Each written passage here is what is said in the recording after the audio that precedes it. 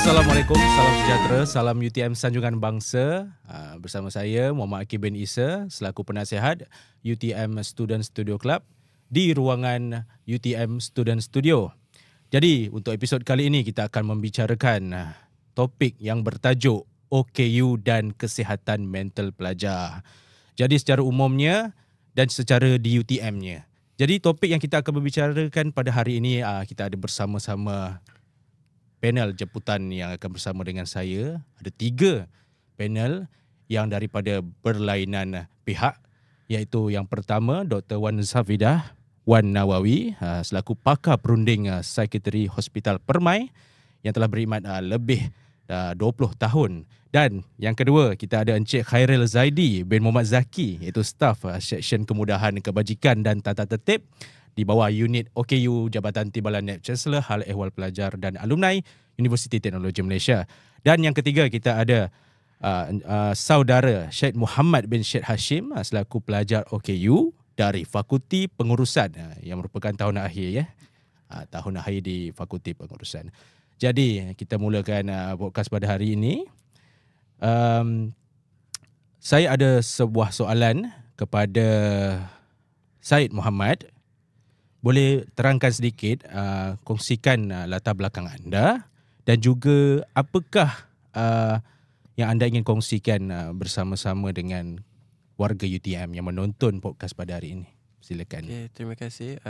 Saya Syed Muhammad bin Syed Hashim. Saya berumur 24 tahun daripada Fakulti Pengurusan dan juga saya merupakan seorang pelajar yang final year degree di dalam bidang management teknologi.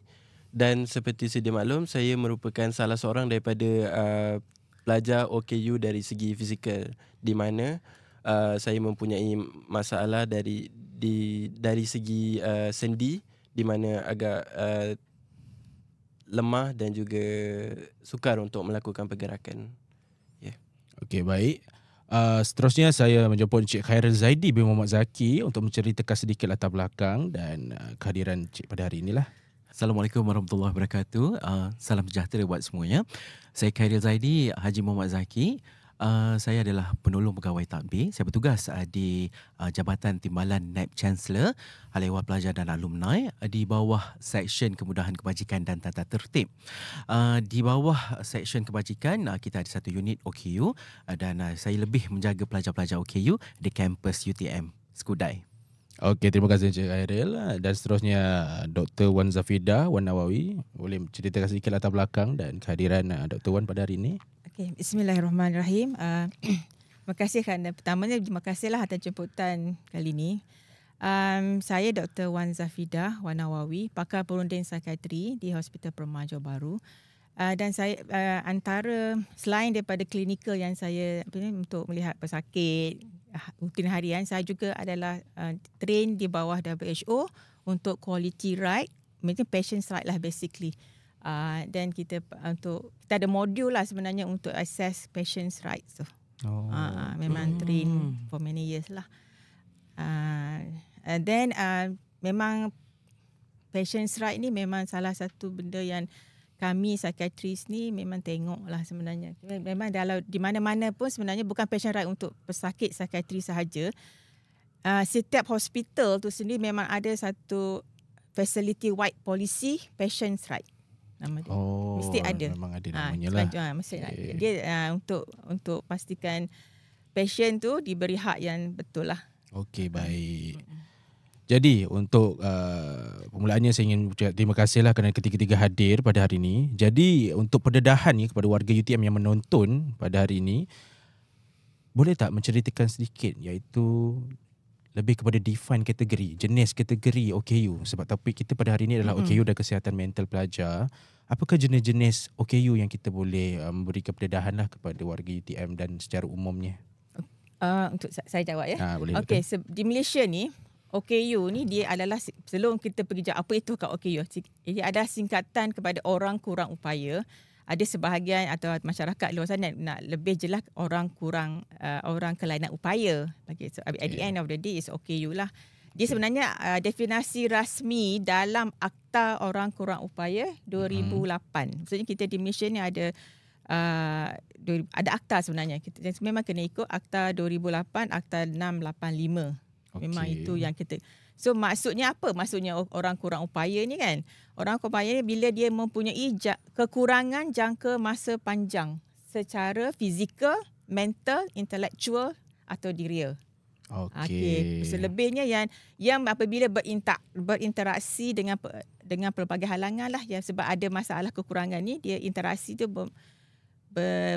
mengalami halangan yang boleh menyekat penyertaan penuh dan efektif dalam masyarakat. Okey. Itu yang kena secara sama rata lah. So itu yang secara kasarnya saya boleh cakap. Okey, baik. Okey, untuk seterusnya, untuk Cik Khairil Zaidi, apakah pandangan Cik Khairil Zaidi mengenai kategori OKU ni yang selalunya adalah di UTM? Okey. Saya sekarang berada di unit OKU. Untuk pengetahuan semua, okey, kita di UTM di bawah unit OKU, kita seramai lebih kurang 67 orang pelajar. Okey. Itu termasuk dengan pelajar di bawah separuh masa dan sepenuh masa. Okey. Bagi pelajar sepenuh masa, kita ada 2 orang pelajar yang berkursi roda dan juga pelajar mental. Okay.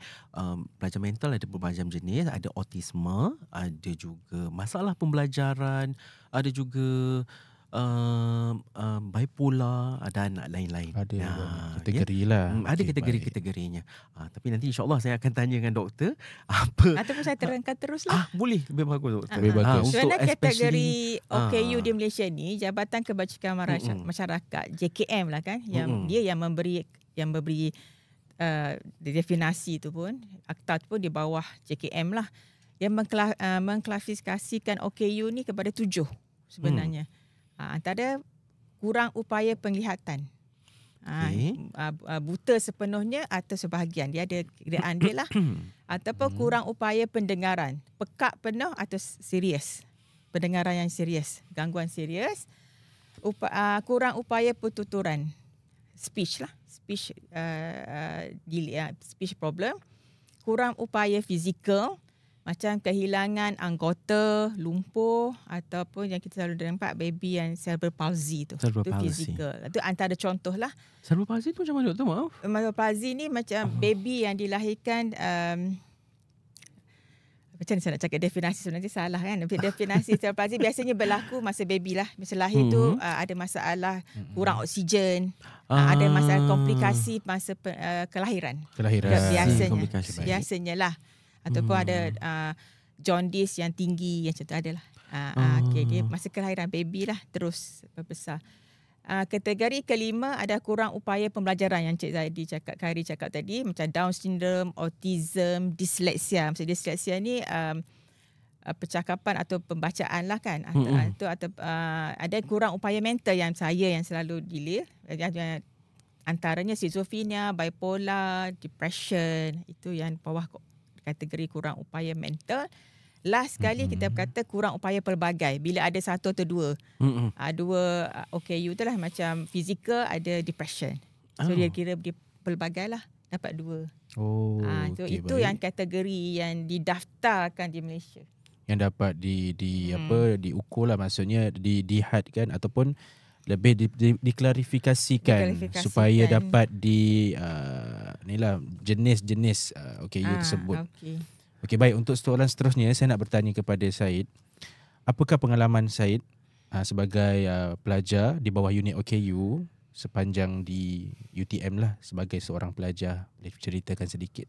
Okay, so saya akan ceritakan bagaimanalah saya menjalankan rutin harian saya sebagai seorang pelajar di fakulti saya. Okay, baik. So kalau macam sebab saya tak tinggal di college macam orang biasa, saya tinggal di rumah sebab dekat dan juga mudahlah untuk pergerakan saya. Okay. Dan apabila saya ada kelas ataupun aktiviti di universiti, ayah saya akan membantu sepenuh masa untuk membawa saya, kiranya macam membantu dari segi mobility lah, pergerakan untuk nak hadir ke kelas, hadir ke join aktiviti di universiti dan sebagainya. So itu untuk dari segi pergerakan mobility. Kalau dari segi pembelajaran, kalau macam nota apa semua, saya akan gunakan laptop ataupun handphone lah. Sebab bila saya menulis tu agak perlahan, jadi mungkin sukar untuk nak catch up apa yang lecturer saya memberi ilmu. Dan juga kalau masa exam, saya akan request kepada staff di fakulti saya untuk adakan seperti bantuan assistant dari segi jurutulis, dari segi masa tambahan dan sebagainya untuk memudahkan saya lah menjalankan rutin harian saya sebagai pelajar. Alhamdulillah, maksudnya ada sokongan dan kesedaran daripada Ya, pihak betul. keluarga, pihak universiti yang melihatlah sebagai saya seorang pelajar OKU di UTM. Malahan Encik Hakim, untuk pengetahuan, bapa Syed sendiri sepenuh masa dedicate dirinya, ataupun kita panggil yalah, dedicate diri beliau sepenuh masa untuk bersama dengan Syed. Bersama. Jadi kalau katanya Syed hantar ke kuliah, bapanya ikut kuliah sekali.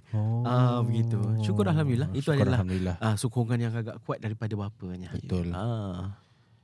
Jadi itu mengenai keluarga, kesedaran dan bentuk sokongan. Jadi saya nak bertanya secara generalnya, adakah sokongan dan kesedaran terutamanya daripada warga UTM itu diberikan kepada pihak Syed lah?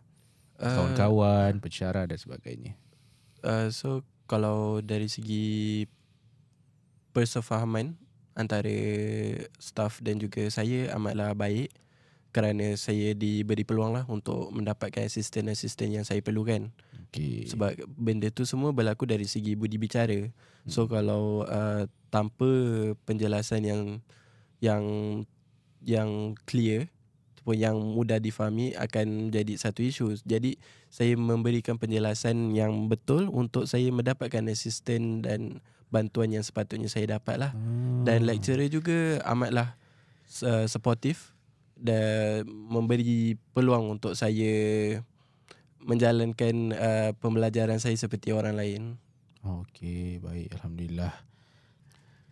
Jadi saya ada soalan yang seterusnya sebagai pelajar OKU yang merupakan kumpulan yang memerlukan sokongan yang banyak secara menyeluruh lah, supaya dapat menikmati pengalaman pendidikan yang best di UTM ataupun di luar. Jadi saya nak bertanya mengenai kebajikan lah. Kebetulan kita ada staff section kebajikan dan tata tertib di sini. Apa yang ingin dikongsikan oleh Syed mengenai kemudahan fizikal, accessibility, sokong akademik dan sebagainya yang Syed nak kongsikan lah kepada warga UTM?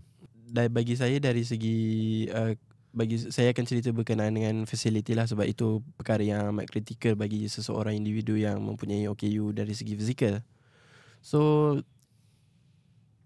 berkaitan dengan infrastruktur ni, dia masih mempunyai banyak lagi jurang untuk nak diperbaiki. So kalau dari segi macam contoh, kecerunan RAM sebagai contoh, kadang-kadang ada yang tak sesuai, kadang ada yang bahaya.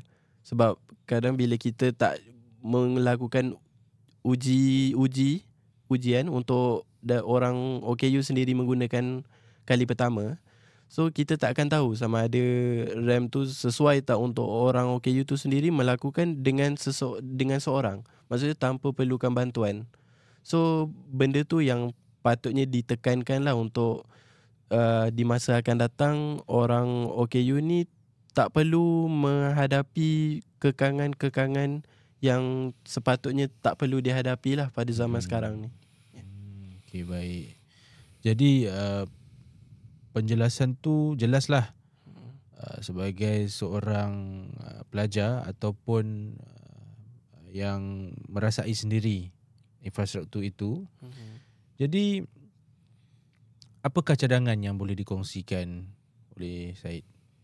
Bagi saya, kalau cadangan perlu sebab kalau dekat Malaysia ni kita ada community OKU yang kira satu untuk satu Malaysia lah. Okay. So kita perlu perbanyakkan lagi melibatkan community-community tersebut untuk memberi cadangan berkenaan dengan infrastruktur, tak kisah sama ada dari sektor industri, sektor penghilangan, sektor pelancongan ataupun sektor education. So bila dari situ kita boleh tahu apakah kemahuan ataupun keselesaan yang diorang mahukan, dan juga untuk keselamatan juga. Sebab kalau kita, macam contoh kita buat satu kemudahan ni, tapi kalau tak boleh digunakan untuk orang OKU pun still tak ada guna juga. Jadi kita kena pastikan yang benda tu di-utilize dan juga digunakan sepenuh masa secara maksimum yang boleh. Okey, maksudnya yang sesuai lah. Sebab sesuatu perkara yang kita buat tu perlulah selari dengan orang yang menggunakannya, ataupun perkara yang seiring lah berlaku kan. Macam contoh Jadi, kalau pengangkutan awam. So kalau kita tengok, okey, mungkin bas tu sesuai untuk OKU, tak ada tangga, tak ada apa. Tetapi untuk nak ke stesen bas tu sendiri sangatlah tak sesuai. So macam mana kita nak adakan orang untuk nak masuk ke bas, tapi untuk station point yang nak masuk ke bas tu tak sesuai. Sama juga seperti LRT. Kadang kalau di KL lah, kadang ada yang lift rosak, kadang lift yang tak boleh kebergantungan terhadap accessibility tu tak boleh diberikan sepenuhnya. So mungkin kalau ini berbalik kepada dari segi emosi jugalah. Kadang kita rasa macam, kita bertanya orang, bang macam mana nak ke LRT station ni? Kadang ada lift ataupun tak ada. Dia cakap ada. Tapi bila pergi ke lift tu, tak berfungsi. So dari situ juga akan lama-lama build up trust issues kepada, tak kisahlah dari siapa-siapa pun, orang awam ke siapa-siapa lah, tempat tersebut lah.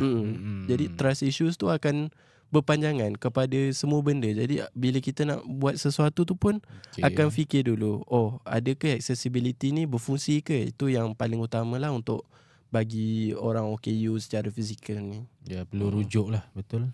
Agak kecewa lah begitu Cik Hakim. Betul. Jadi perlu apa, dari pendapat saya lah, saya suka ada rujukan. Sebagai contoh, saya membuat konteks lain contoh sebagai saya seorang yang musician, saya nak buat sesebuah lagu tu, saya ikut juga apa tahap player saya boleh main. Tak adalah saya buat susah-susah yang membuatkan player saya tak boleh main. Jadi saya kena tanya mereka balik, saya buat lagu macam ni boleh main tak? Maksudnya sesuai tak dengan keadaan semasa pemuzik-pemuzik tu? Sama dengan konteks pelajar ataupun orang OKU yang melaksanakan ataupun membuat sesuatu perkara di apa? Maksud saya menjalani ruang-ruang melalui apa ayat tu? Saya pun yang berada di tempat-tempat umum ni kan. Jadi infrastruktur tu perlu bertanya dulu rujukan. Kalau memerlukan laluan apa tadi rem. Okey, laluan rem tu kena rujuk lah orang OKU, kena test, kena cuba. Okey, sesuai, okey, sah, baru buat. Betul kan? Kalau kita lihat di negara-negara maju, mereka dah sediakan sebelum bina bangunan itu, mereka dah ambil kira keperluan untuk OKU ini sendiri. Dan untuk pengetahuan umum, semua akan tahu, kita yang mungkin pada sekarang ni normal, untuk menjadi OKU tu pada bila-bila masa boleh terjadi. Ia boleh terjadi pada sesiapa. Kan, OKU fizikal. Jadi di situ kita dapat tahu betapa sukarnya bagaimana untuk dengan menggunakan kerusi roda untuk akses untuk kemudahan yang Syed maklumkan tadi. Kalau misalnya kita nak naik bas, kita berkerusi roda. Contoh, saya hilang upaya sementara, patah kaki disebabkan aksiden, kan, 2 minggu. Kan, saya perlukan kemudahan pengangkutan, tapi agak kecewa. Dia tidak disediakan. Begitu. Perlunya kita ambil kira kemudahan, accessibility kepada golongan fizikal kurang upaya. Sebab kadang pengguna wheelchair ni pun bukan hanya OKU. Pada satu masa mungkin orang yang berumur pun mungkin akan memakai juga kursi roda. Macam contoh kita tengok Jepun. So diorang telah melalui peringkat di mana majoritinya adalah orang yang berumur. So majoritinya akan menggunakan kursi roda. So diorang tak perlu fikir untuk nak melalui peringkat tu, sebab benda tu dah ada, asas tu dah ada, foundation dia tu untuk nak menyediakan kemudahan. So mereka mereka kiranya dah ambil langkah proaktif lah Okey, baik. untuk nak memberi assistant yang perlu. Yang perlu diperlukan dari masa ke semasa lah. Mm-mm. Okey, baik, saya nak bertanya sedikit kepada Syed lah. Mengenai kursi roda Syed yang saya pakai sekarang, boleh kongsi kepada warga UTM. Saya lihat ada remote boleh kontrol sendiri. Yeah. Adakah dia perlu cas ke ataupun cara penggunaan dia macam mana? Okay, so wheelchair ni dia menggunakan, sebenarnya wheelchair ni dah lama. Dia ada dah dekat lebih 10 tahun juga. So mungkin sekarang dah ada yang lagi teknologi lah. moden lah, yang baterinya mungkin lebih tahan lama dan sebagainya. Power pun lagi kuat. Tapi kebanyakannya wheelchair menggunakan ialah bateri lah untuk berfungsi. Dan juga dia berdasarkan jugalah kita nak kelajuannya macam mana kan. Oh, boleh setting semua lah. Dia ada ikut gear lah. Dan juga bateri pun memadai lah, boleh tahan lama. Dan bila kita nak membeli belah ke dalam shopping mall ke apa, boleh kira sangat perlulah kalau sebagai orang OKU ni. Okey, baik. Dah lebih 10 tahun lah pakai. So dia okey, baik. Jadi saya tambah. boleh, silakan. Saya rasa mungkin pihak UTM tu sendiri, saya masa saya student Okey, kita baik. ada beri tugasan untuk menilai kemudahan OKU ataupun bagaimana pandangan masyarakat. So kita pack student seorang yang tak ber-OKU, quote and quote lah kan. Contohnya kita ada beberapa grup yang balik kena daripada, saya medical student masa tu, tapi kita ada part bahagian community assignment. So apa tugas saya masa tu adalah kita dipad kat saya, katakan seorang kawan bawa mereka yang berkursi roda. Seorang kawan lagi yang bawa yang buta, seorang kawan lagi bawa yang masalah apa-apa lain-lain lah. Kebanyakan masa tu kami buat buta dengan kursi roda lah, mudah kan untuk di bandar. So kita balik tu kita nak tahu bagaimana kita nak naik bas. Adakah kampus ni friendly? Itu orang biasa, bukan yang menggunakan biasa. So, apakah masalah mereka? So it's a sharing, macam eksperimen jugalah. Social eksperimen. Macam even apa pandangan saya, kawan partner yang grup yang lain bawa orang buta pergi tengok wayang. Ada orang tanya kenapa buta nak tengok wayang kan? Tapi sebenarnya dia nak tengok, tak apalah. Dia nak bawa. Tapi ada masyarakat yang menegur. Kan dia macam pelik orang buta tengok wayang. Tapi apa salahnya kan? Boleh dengar.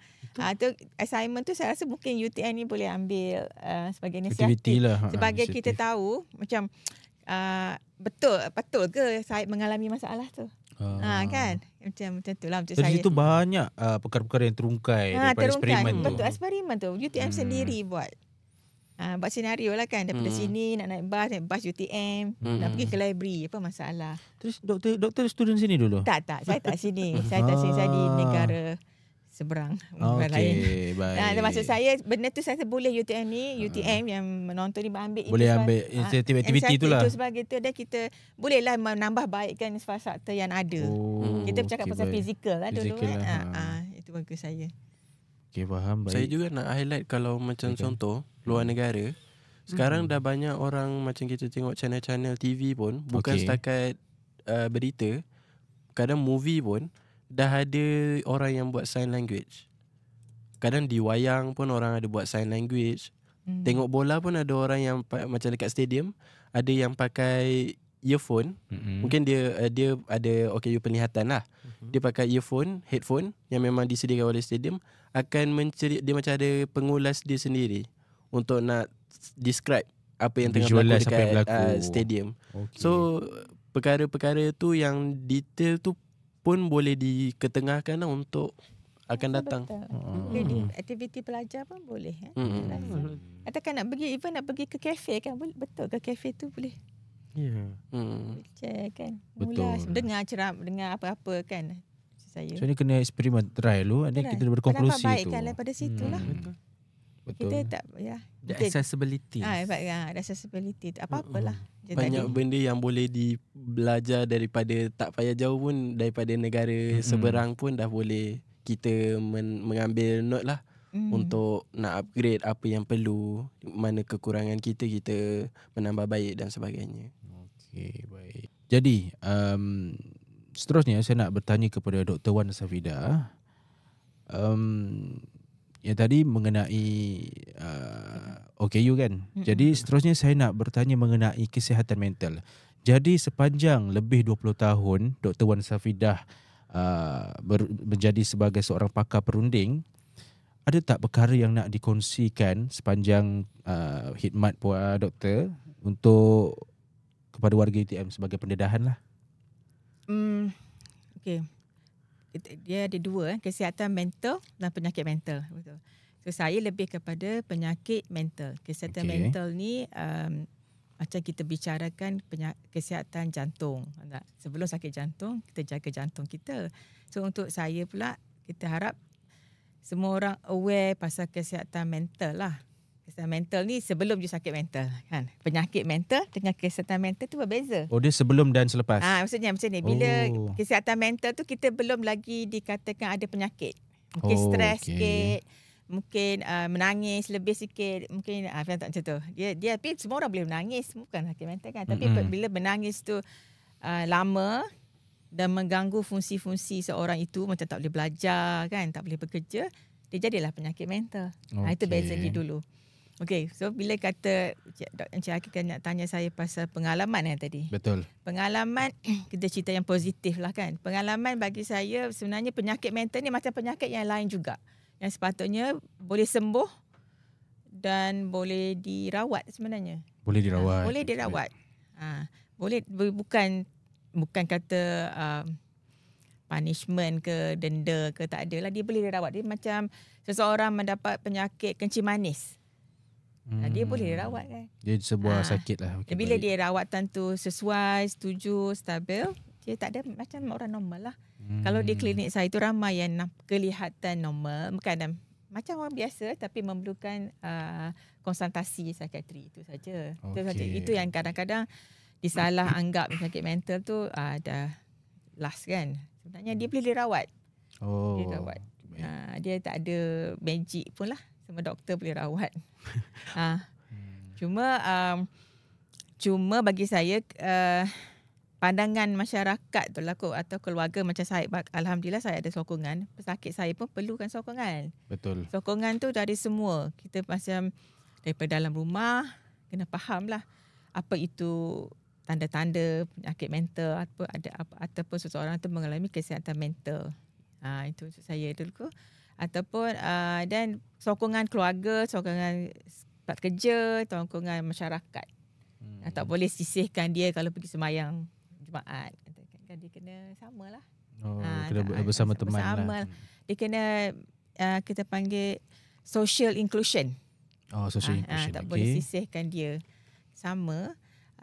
Dan tempat kita pun, macam saya sebenarnya, saya tak mengharapkan pesakit saya diberi kelebihan kalau kerja dia light duty. Sebab tak ada untuk kawan-kawan yang lain. So dia mesti mampu dengan sokongan kita dan ubatan ke semua tu, dia mesti mampu bekerja macam orang lain. Macam orang lain. Saya tak boleh kata kalau seorang doktor dia boleh tengok 10 sahaja pesakit. Tak adil lah untuk orang lain yang tengok 100. Maksudnya kenapa dia tak boleh tengok 100? Mungkin dia medication dia belum optimize. Support dia belum sampai. Dan sebagai seorang doktor yang sakit mental, dia mesti dapat bekerja macam orang lain. Jadi peringkat-peringkat tu ada dikategorikan jugalah. Kategori, maksudnya adakah seseorang yang disahkan sebagai pesakit mental itu dari kategori dia? Contoh macam penyakit kan, dari stage 1, 2, 3, 4 dan sebagainya. Kita tak katakan, kita tak ada labelkan stage 1 macam cancer, stage 2 tak ada, atau penyakit buah pinggang. Buah pinggang kan stage 5 you kena hemodialisis. Kita tak labelkan begitulah. Kita ada fungsi, kalau kita kata ada fungsi apa nama dia?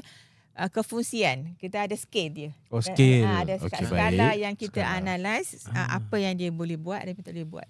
Okey, baik. Kita tak kasih markah lah yang ni A, B, tak ada.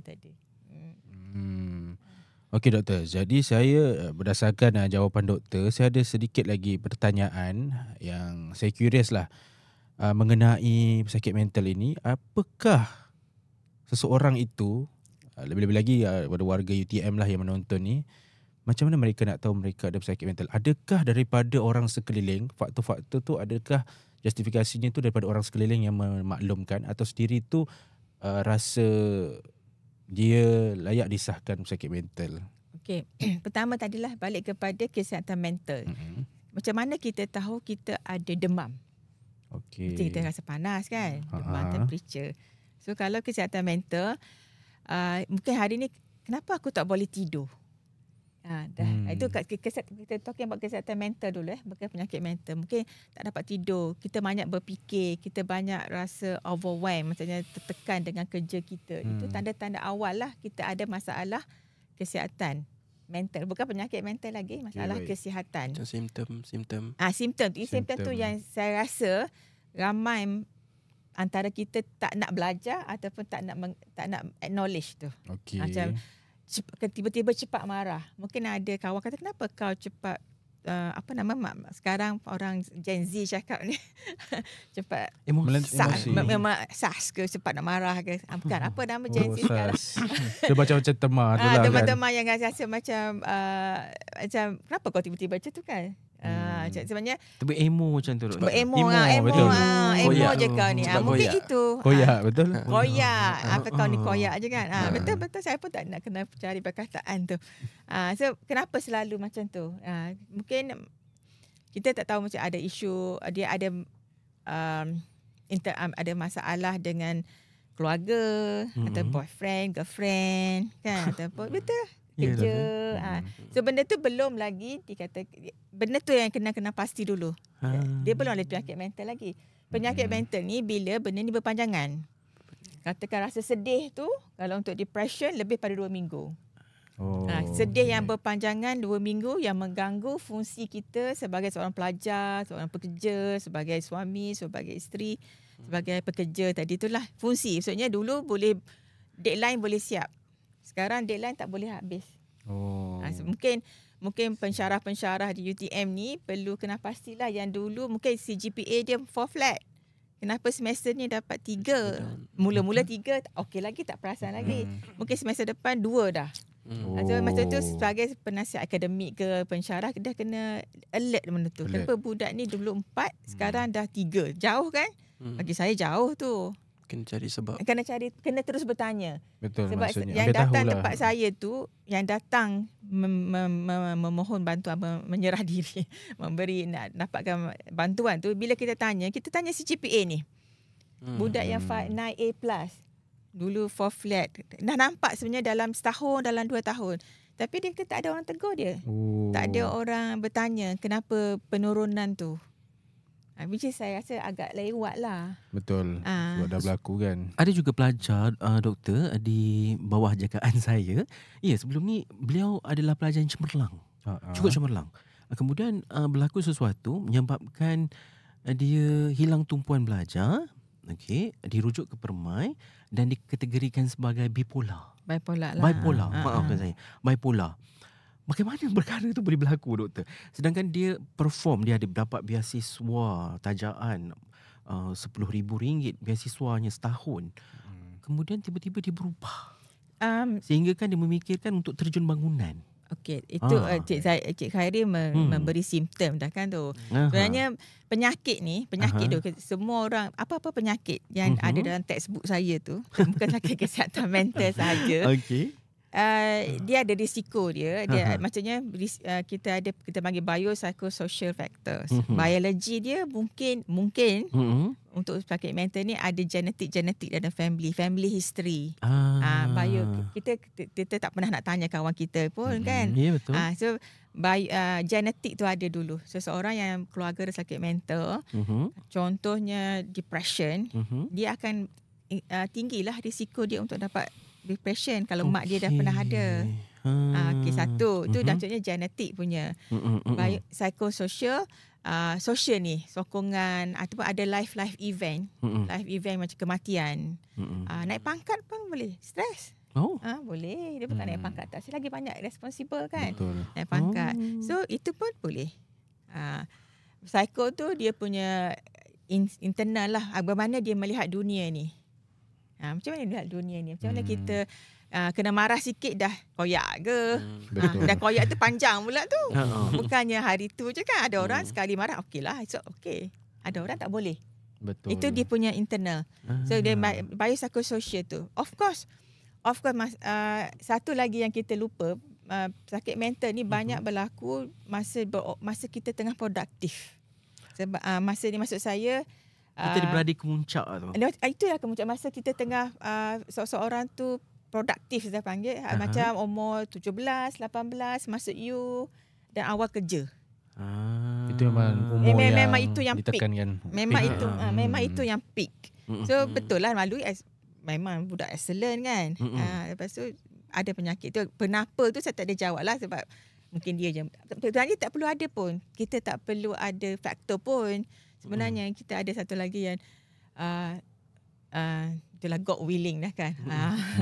Okay, betul. Betul lah. Kalau kita Ujian cari lah. pun, kadang-kadang ada pesakit kita apa semua perfect ni. Tapi kita tak boleh cara punca. So kita diam je lah. Tak perlu. Sebenarnya cara pengurusan stres pun boleh jadi sebab Boleh. dia kan. Sebab Betul. tu kita sebelum dapat penyakit mental tu, pengurusan stres tu sepatutnya ditekankan. Ditekankan hari-harian lah. Macam kita jaga sakit jantung, tak nak sakit jantung, jaga exercise. Macam tu. Betul. Ni sakit jantung bawa exercise ada guna lah sikit. Kuranglah kegunaan. Macam sekarang ni doktor, kita tengok kalau apalah remaja zaman sekarang, tak kisahlah remaja ataupun perkataan anxiety tu dah ramai kena. Tak kisahlah daripada budak sekolah, budak universiti sehingga ke alam kerja. Anxiety tu dah macam common. Adakah dia dipanggil a new illness? Tak. Bagi saya kadang-kadang di social media tu, kadang-kadang bila kita tanya yang datang kat saya anxiety. Cuba explain saya sebab term awak anxiety dengan saya tak sama mungkin. Betul. Tak sama. So kita kena anxiety tu bagi saya dipopularkan lah. Dipopularkan. Of course anxiety tu memang kita siapa-siapa pun nak pergi exam anxiety. Ya, betul. Takkan tak takut kan. Betul. Nak pergi interview anxiety. Tapi adakah anxiety tu mengganggu fungsi kita? Itu yang kita tak nak. Ada orang perlu ada anxiety tu untuk siapkan kerja. Kalau tidak nanti dia tak Ada siap. relax kan. Dia relax. Kita tak boleh. So, saya pernah dengar orang kata anxiety ni dia kuat sentap. Ni kuat sentap. Anxiety ni orang kuat sentap yang kerja selalu kena ni. Jadi adakah anxiety ni orang yang kuat sentap, doktor? Itu susah saya nak jawab betul ke tidak. Tu saya kata anxiety tu saya kata anxiety yang dipakai di komuniti, di masyarakat di universiti ni adakah sama dengan anxiety saya? Betul tak? Betul. Saya ada kriteria dia. Yang ada kita kata ada cerita yang lebih sikit lah, bukan anxiety. Betul tanya saya depression. Cuba cerita apa depression? Apa maksud you depression tu? Ada yang ramai self-diagnose. Sekarang boleh self-diagnose dalam apps pun boleh tik saya ada bipolar. Ada. Sekarang sebab kita dah banyak resources nak bertanya kan. So saya ada bipolar. Kita diam sekejap. Apa maksud awak? Mungkin betul. Sekarang doktor, untuk makluman semula kan kita ada banyak website yang boleh ukur tahap mental seseorang. Kadang tak valid pun. Saya pun tak tahu adakah sumber dia tu asli, adakah ianya betul-betul yang telah disahkan oleh hospital. Untuk soalan-soalan tu untuk menentukan seseorang itu sakit mental atau tidak. So sekarang kan banyak kan soalan-soalan yang berleluasa di internet. Isi anda sakit mental. Betul, dia tulis. betul. Memang Jabatan Kesihatan Negeri Johor pun kalau you masuk dalam website dia ada satu section untuk buat DASS, DASS. Depression, anxiety, stress symptoms. Sebenarnya itu adalah satu screening saja. Dia bukan untuk diagnosis. Screening maksudnya ramai saya dapat rujukan dah saya tinggi. Tapi bila kita tengok dia tak memberi diagnosis lagi. Mungkin bila dia buat DASS ni sangat fasa pertama lah. DASS ni screening. Tapi mungkin kalau DASS ni lepas putus cinta memang tinggilah kan. Stress tu, depression tu. Macam ahli keluarga. Tapi kalau dah 3 bulan lagi dah tak tinggi dah. Kalau Dia putus sangat terkesan dengan khusus finance tepi ni. Kalau sebelum exam tinggi semua. Tapi tak misalnya depression. Tak misalnya anxiety. Kalau So, macam screening je lah. Macam doktor, kalau misalnya kat UTM ni student kita ramai ke yang kalau putus cinta terus datang hospital permai? Ada Tak ke? Ada ke? Putus tak bersakit cinta mental? tak bukan ramai tu sangat menyatakan Subjektif, subjektif. okey. Ada. Ada.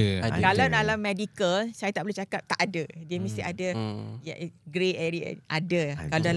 Kalau kita jawab soalan, adakah ada student UTM mendapat putus cinta, depression? Adalah jawapan dia. Tapi berapa saya tak tahu. Jadi macam warga UTM nak tahu doktor, adakah sebaiknya pelajar-pelajar atau warga UTM pelajar dan staf ni sepatutnya rujuk dulu dalaman UTM ataupun terus pergi ke doktor? Saya rasa saya difahamkan di UTM ni ada pihak yang counselling, klinikal psikologi, ada pusat kesihatan universiti yang boleh buat screening tu. Sepatutnya dia dalaman dulu kan. Kemudian baru dirujukkan ke hospital sekiranya perlu. Sekiranya perlu rujuklah.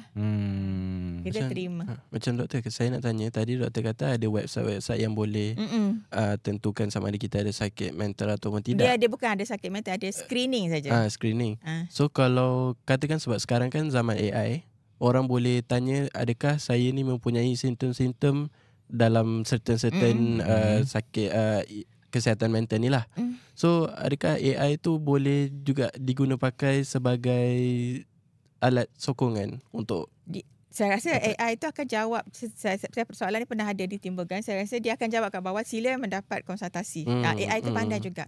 ChatGPT tu ke Gemini jawab kan, sila mendapat. Sebab AI pun tak ada perasaan. Mereka hanya mampu menyatakan selamat juga. Memang ada dia masukkan lah simptom-simptom. Adakah saya depression? Mungkin dia jawab ya. Anda diminta merujuk. Dia tak mengesahkan lah. Dia tak mengesahkan. Tak ada yang betul. Saya kata dulu kita screen saja. Sekarang ni ada dah yang datang AI cakap. Tapi tak apalah, bagus. Saya kata bagus datang. Jom kita duduk sama-sama, kita bincang apa yang masuk awak. Sebab kalau saya kata kalau benda tu live event tu baru kena marah kat bos, mesti tinggi lah. Betul. Stres tu tadi kan, sedih, tak boleh tidur, nangis, mesti ada lah. Saya pernah jumpa juga doktor, pernah berlaku pada pelajar kita yang mencederakan diri, iaitu melukai diri di tempat-tempat tertentu kerana atas faktor putus cinta, putus harapan, maksudnya dia tak skor, faktor cinta, tidak dapat skor pembelajarannya. Itu dikategorikan bagaimana pula doktor? Of course kita tahu kesihatan mental terganggu. Itu jangka masa pendek kan. Mental dia terganggu, tapi kenapa sehingga dia sanggup untuk mencederakan diri dia? Kenapa? Okey, saya kena fikir jawapan yang baik untuk semua orang faham. Tak, sebab kita semua orang ni kan, dia cara-cara untuk macam mana you coping with the stress. Macam kita cope dengan stress. Ada yang kata pergi menjerit. Ada yang cakap menyanyi, makan. Sebenarnya itu pun makan banyak-banyak pun tak bagus juga kan. Okey, so ada yang dia rasa sakit psikologi tu, sakit emosi tu lebih tinggi daripada sakit fizikal. I see. Jadi dia cuba cederakan lah. Ataupun itu salah satu, itu cara coping dia. Dia sakit sangat ni. Adakah dia nak cari sakit yang lain untuk mengabaikan sakit yang sekarang tu ke? Itu boleh salah satu. Boleh jadi juga. Dia dah sakit emosi, so dia nak sakitkan fizikal supaya mungkin boleh lupakan sekejap. Itu satu. Ataupun itu cry for help.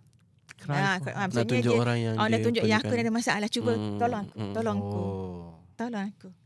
Faham tak? Ataupun dia geram sangatlah, nak kita panggil introvert. You turn to yourself.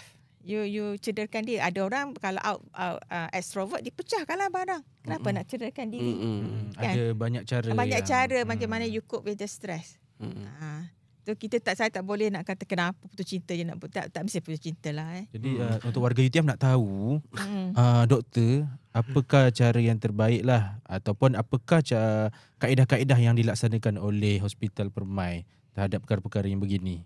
Perkara yang mencederakan diri. Pertama, contoh katakan saya mendapat seorang, kita kasih contoh lah, tak ada melibatkan hidup atau mati. Jadi ialah kena declare. Katakan 20 years old, female, khusus X lah kan, tak disebut kan. Datang first time kata saya nak bunuh diri, saya dah kelar tangan. Contohlah kan. So kita kena tanya bila berlaku, apa trigger. Satu.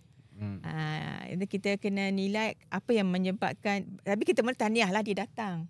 Dia yang penting tu, dia datang tu penting sebab dia tak nak sebenarnya ceraikan diri, dia tak nak pun. Dia ada inisiatif. Kita tahniah dia dulu. Sebenarnya dia ada sokongan. So apa lagi apa punca? Kita tanya semula anxiety symptom, depression, adakah ini kali pertama, ini ke dah banyak kali. Sebab ada yang repeaters, recurrent, berulang-ulang ni sebab dia tak tahu nak ke channel ke mana. Saya datang. So macam mana dia datang, macam tadi apa soalan yang tadi So saya macam apakah langkah atau kaedah. So kalau kita analyse tadi kan, dia datang ni memang dia perlu counselling saja. Kaunselor saya ada, alhamdulillah UTM ada, saya tak rujuklah kaunselor saya yang banyak kerja tu kan. Saya rujukkan UTM. Kita tak tampung sebab kaunselling ni satu proses berperingkat yang perlu komitmen both side. Kadang-kadang bila refer ke kaunselor saya, dia banyak beban, lambatlah sesi-sesi tu. Maksud saya tak efektif lah. Saya juga ada clinical psychology. Di tempat kita ada juga pegawai yang boleh buat stress management, macam breathing exercise ada yang boleh buat, ataupun mereka perlu ada diagnosis, perlu rawatan lah. Ataupun both, rawatan, ubatan dan counselling. Tapi ada beberapa peringkat sebelum nak ke arah diagnosis lah. Ya, bolehlah kata begitu. Faham.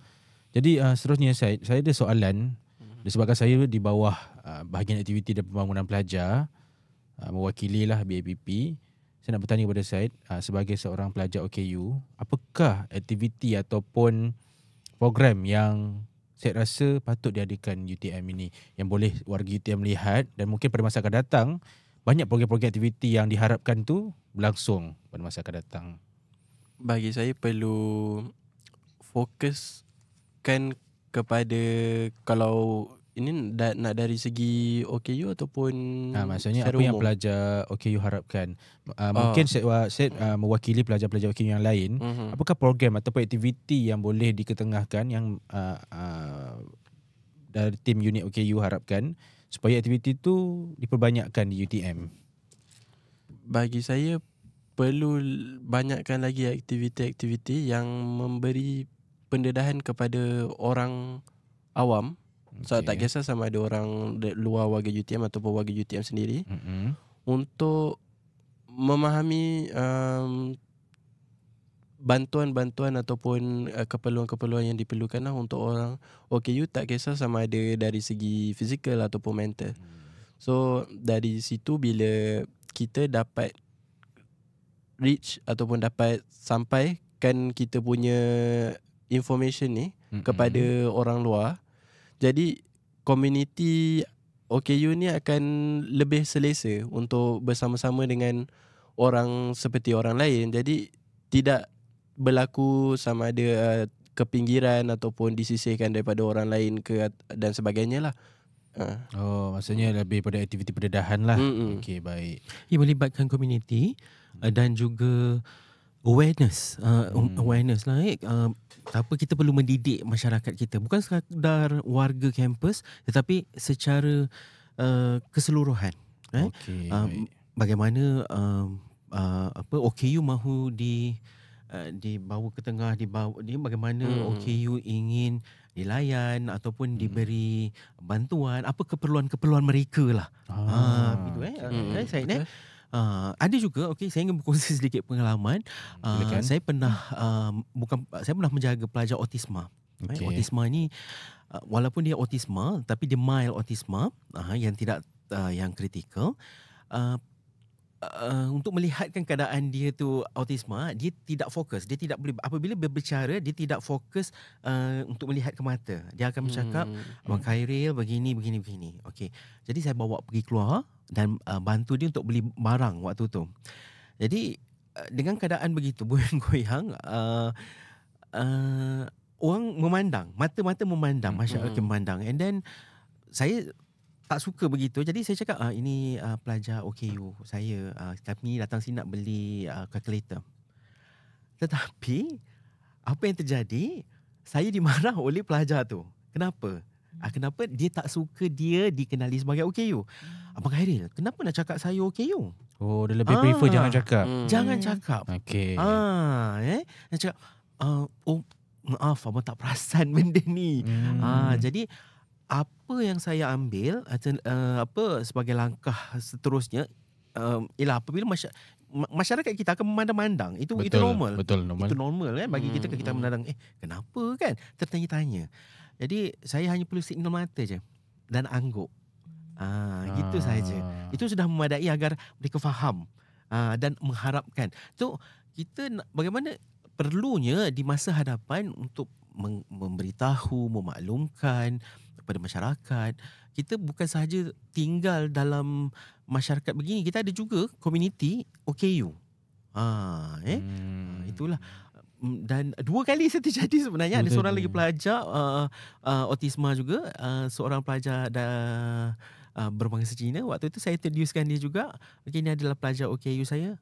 Bang, saya tak suka diperkenalkan begitu. Maafkan saya sekali lagi. Jadi kenalkanlah dia sebagai seorang insan biasa. Okey, insan biasa yang mana mahu tinggal duduk bersama dalam masyarakat. Dalam komuniti. Semoga warga UTM dapat take note lah benda ni. Saya pun baru dapat tahu benda ni. Maksudnya tak semua perlu declare. Jadi mereka orang perlu saling faham lah. Mereka juga ingin bersama dengan masyarakat seperti biasa. Betul. Okey, baik, saya faham.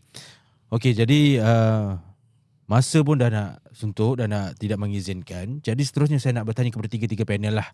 Mengenai yang pertama, cadangan. Kedua, harapan dan konklusi. Dari 2 pihak tadi tu. Pihak OKU dan pihak pesakit mental lah. Jadi pertama saya nak tanya kepada Syed, apakah harapan, konklusi dan juga cadangan lah daripada Syed. Okay, so harapan saya agar biar orang di luar sana melihat orang OKU ni sebagai orang yang biasa, tidak perlu dipandang rendah ataupun tidak perlu dipandang remeh daripada sudut pandangan orang lah.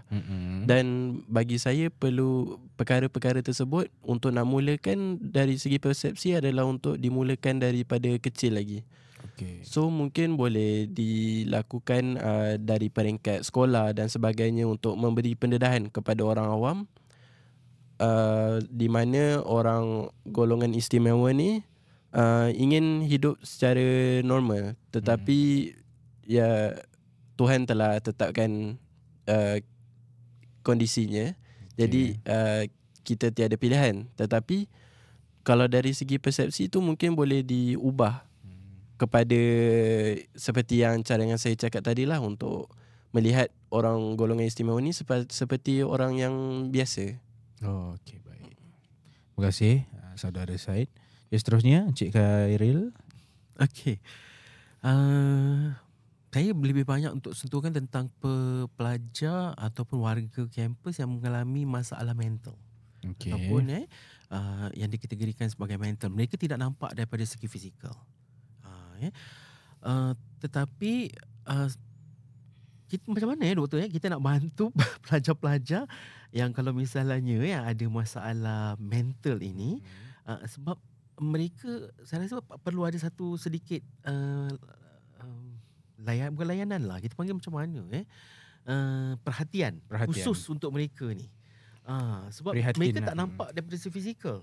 Tapi mereka mengalami masalah dari segi pembelajaran, pergaulan, dan juga kehidupan seharian. Sebab yalah, itu yang berlaku. Saya ni mungkin wakil suara daripada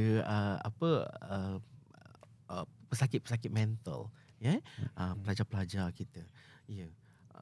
Autisma, apa lagi masalah pembelajaran, apa lagi bipolar, skizo, kan. Pernah juga ada seorang pelajar yang berkongsi dengan saya, dia autisma. Apabila dia bersuara tapi tidak dipandang serius. Dan kadang-kadang ada pembawaan diri dia itu hampir dia dipulaukan oleh rakan-rakan kelas dia sendiri. itu yang saya agak kesian. Kesian, betul. Kesian. Dan mereka perlu mengadu. Jadi tempat aduan adalah pada kami di section Betul, saya, kita di unit kena saya. berikan Bagaimana, perhatian. Macam mana saya nak cakap kadang memang betul kebanyakan pesakit saya tak nak diketahui yang dia ada jumpa saya pun. Tak macam setengah negara luar kan. Bangga je jumpa psikiatris. Psikiatris ni tak famous lah kat Malaysia kot. Kat negara luar my psychiatrist kan cakap mengaku je nak jumpa psikiatris. Tapi kat Malaysia ni belum sampai tahap tu lah. Tak dia bila saya rasa kerisauan tu mungkin kita punya both side lah, on my side ke dia tidak ada awareness pasal mental illness, mental health and mental illness ni. Kesihatan mental dan penyakit mental ni selalu dipandang serong lah, bukan serong lah, dipandang stigma tu banyak tinggi lah kan. Bagi saya, so dia belum sampai macam mana saya nak cakap, bila tidak ada dalam keluarga saya tak pernah tahu.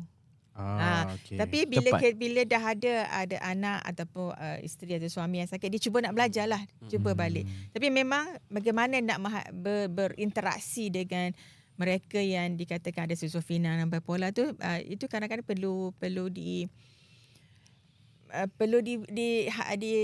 highlight lah, maksud saya apa pasangan tu atau ahli keluarga pun merasa ada masalah, macam mana saya nak berinteraksi. Kadang-kadang dia tak biarkan pula, bila dia biarkan dia kata tak disokong, terlebih cakap pula nanti marah pula. Betul. Semua tak kena, doktor. So mungkin benda tu kita tidak pendedahan ataupun pendidikan pasal kesihatan mental dan penyakit mental ni tak sampai. Ada lagi saya rasa kena grup saya kalau di UTM kalau ada grup-grup yang buat dia kan nak buat saya pernah terlibat dengan kumpulan pesakit yang nak saya duduk kat situ dengar dia cakap. Maksudnya dipanggil saya, doktor duduk, kami nak cerita je. It's a group therapy lah kita panggil kan. Tapi it's a group, different group therapy. Maksudnya saya ada group of, dia kata saya ada kawan-kawan saya, tapi saya nak doktor dengar masalah saya. Bukan sebagai doktor lah, sebagai masalah lain lah. Masalah isu ni lah. Masalah isu social inclusion. Katakan apa dia, society tak menerima dia ataupun peluang kerja dia yang sukar. Sebenarnya menarik benda ni sebab saya pernah tengok satu movie tu, tajuk dia saya lupa tajuk dia tu, movie daripada Indonesia lah. Dia buat bulatan kerusi, kemudian masing-masing tu menceritakan macam meluah. Tak kisah topik apa, mungkin seorang dalam 5 minit cerita je yang lain dengar. Kadang-kadang kita tak perlu bercakap, kita just dengar je. Dengar pun adalah satu terapi. Itu adalah satu benda yang baguslah. Untuk UTM tahu. Grup kalau UTM boleh, kita panggil grup terapi. Tapi grup terapi ni dia tak boleh campurkan macam schizophrenia dengan anxiety. Dia lain sikit. Dia benda keperluan yang berbeza sebenarnya. Kita boleh ada semua sakit, pesakit saya satu grup tak boleh. Dia kena kita pilih lah. Kena pilih. Macam autism je lah. Kena mungkin dia mungkin kenapa perlu, sebab ada autism A ni dia boleh cerita bagaimana dia pergi kedai. Bukan saya tak pernah kan, kita sebagai moderator je lah. Yang dia boleh cerita sendiri. Jangan pergi kedai A ni, kau pergi kedai B tu kakak tu okey. Kita tak tahu. Mungkin itu yang dia share. Kan dia kata pergi kedai ni tak faham kan. Mungkin kedai lain faham. So kau jangan pergi kedai tu. Dan ni. So benda-benda macam gitu. Ataupun dia group terapi ni perlu komitmen ahli terapi tu juga. Ada grup tu. Kadang-kadang bila kita buat makin lama semakin kurang lah orang nak tu, sebab komitmen tu lah. Betul. Terapi mungkin ada, terapis ada yang ahli tu agak-agak dia mesti satu grup yang sama. Katakan ada masalah internet addiction, dia kena grup tu lah. Dia tak boleh lah ada masalah lain. Okay, baik. Jadi bukanlah diasingkan, dikategorikan tu lah. Senang bersama. sebab nanti susah nak tu. Tapi benda tu jarang lah nak di offer di mana-mana. Sebenarnya satu persoalan lagi adakah jenis kategori tu, ada ke seseorang individu yang kategori tu dia mostly ada? Dia boleh jadi dia apa tadi? Bipolar. Maksudnya kalau ada 3, 4, 5, 10, ada ke orang yang ada semua? Maksudnya tahap kritikal yang paling kritikal yang pernah doktor jumpa? Kritikal paling kritikal. Macam mana tu? Maksudnya individu yang paling tinggi tahapnya. Saya Tak pernah ada. jumpa, tapi maaflah doktor kalau di kampung-kampung dahulu Okay. orang dikurung di bawah mungkin waktu itu doktor kalau zaman 20-30 tahun dahulu benda itu adalah tabu untuk dipercakapkan. Kalau misalnya keluarga kita mengalami masalah mental ataupun kurang siuman yang dipanggil waktu itu, gila. Best word is mereka akan mengurung di bawah kolong rumah, bawah kolong ataupun diletak sebagai dalam kurungan di belakang rumah. Waktu itu itu orang berbeza. tak tahu. Saya pernah lihat dengan mata saya sendiri. Ia berlaku. Ya. Tetapi sekarang alhamdulillah doktor Ada ya? tak adalah saya nampak lagi dah. Sebenarnya memang itu memang one of the, mungkin dulu tak ada awareness tu kurang, accessibility kepada kesihatan tu kurang. Tapi Cik Khairi nyatakan, saya pernah lah di kawan saya sebagai doktor di satu daerah memohon bantuan. Dia kata macam ahli keluarga ni, dia memang ni cerita ni mungkin 15 tahun lepas. Macam barulah still kan, barulah 15 tahun ni kan. Dia kata dia diberitahu oleh ahli keluarga yang ada seseorang dikurung di reban ayam. Allah. Sebab bila kita pergi tu memang sangat tak cukup makan. Bukan dikurung satu hal lah. Makan tak cukup, diikat. Lepas kita almost selamatkan dia lah. Lama jugalah kita kena hantar fizio semua. Tapi lepas tu dia, saya rasa lepas saya lepas ubatan sama, dia balik ke rumah dengan keadaan baik lah. Boleh dia duduk dalam rumah lah. Saya rasa keluarga tu tak bukan salahkan keluarga, dia tak tahu nak mendapat sampai mungkin anak-anak ni yang adik-beradik, bukan adik-beradik saya, cousin dia yang beritahu doktor tu. Saya ada macam nak tolong. Betul doktor. Itu yang berlaku pada tapi jarang lah. Ya, itu yang berlaku. Sebab dan alhamdulillah pesakit yang di kampung saya itu dibawa ke hospital. Masa tu bukan di hospital Permai lah, tak salah, Tanjung Rambutan. Famous waktu tu. Tanjung Rambutan diberi rawatan, diberi ubat dan dikawal doktor untuk beberapa bulan lama. Kemudian alhamdulillah sihat. Apabila balik semula ke kampung, sokongan keluarga tidak ada. Itu yang agak mengecewakan. Dia kembali semula kepada keadaan asal. Sebab tu ada rawatan. Saya rasa penting doktor, betapa penting sokongan keluarga memain peranan dalam kesihatan mental orang ini. paling terdekat kan. Kata-kata yang baik, kata-kata yang bagus, positif, sokongan. Jadi semula, hantar semula ke hospital kan. Jadi doktor, bagi saya keluarga itu adalah utama. Betul. Tunggak utama Sangat untuk membantu pesakit mental kembali semula pulih dan untuk bersama-sama dengan masyarakat. Okey doktor, jikalau sekiranya berlaku kita panggil kecelaruan ataupun masalah mental, tekanan, ini bukan khusus kepada warga kampus UTM saja, tapi kepada orang luar juga. Apa dan bagaimana caranya untuk mereka mendapatkan bantuan? Saya rasa tadi kita dah tanya pasal bagaimana nak dapat bantuan kan pulih datang. Tapi saya nak tambahlah kan. Sejak mungkin kita nampak kesihatan mental dulu meningkat bila COVID time tu.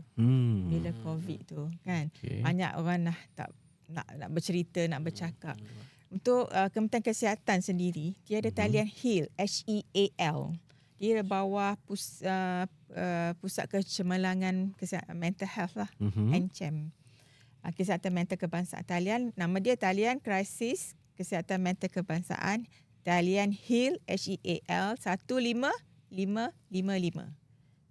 Dia waktu berjabat sajalah.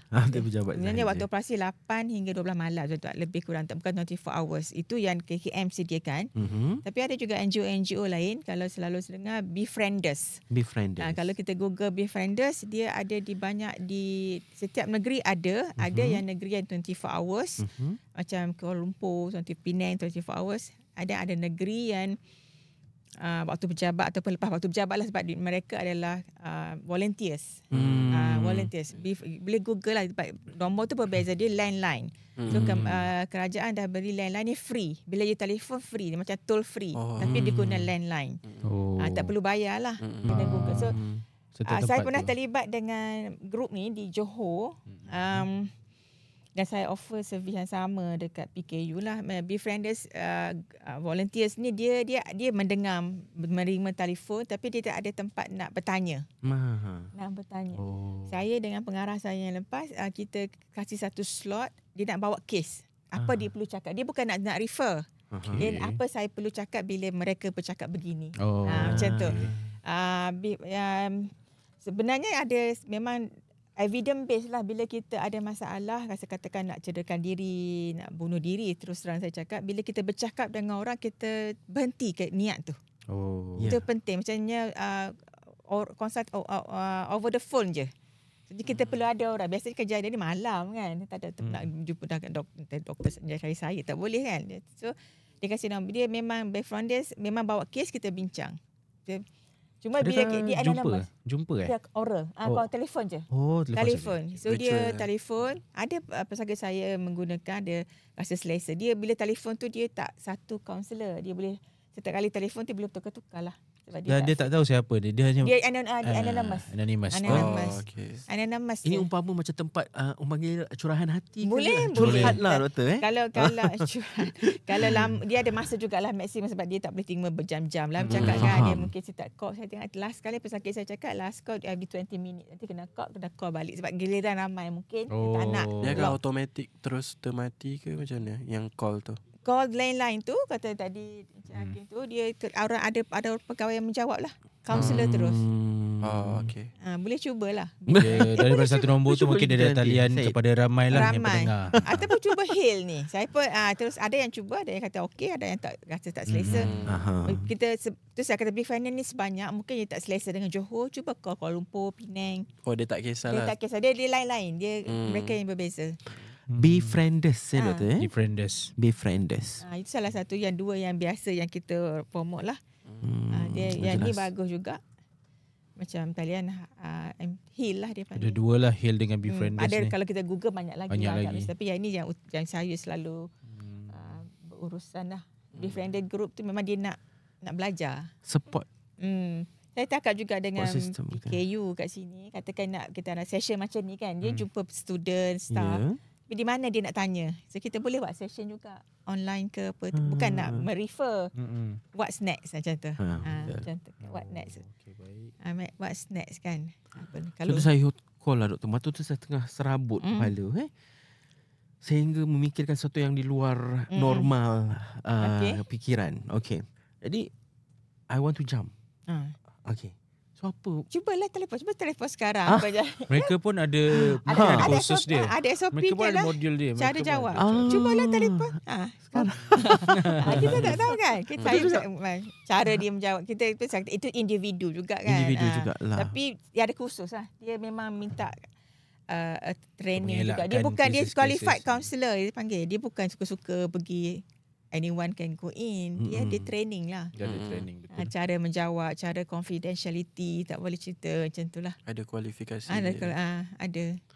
Alhamdulillah, this is no longer a taboo topics to be talked about. Betul. Dia sekarang berlaku dalam masyarakat kita. Betul. Okay, terima kasih doktor. Sama. Okey, baik. Terima kasih kepada tiga-tiga panel yang hadir pada hari ini.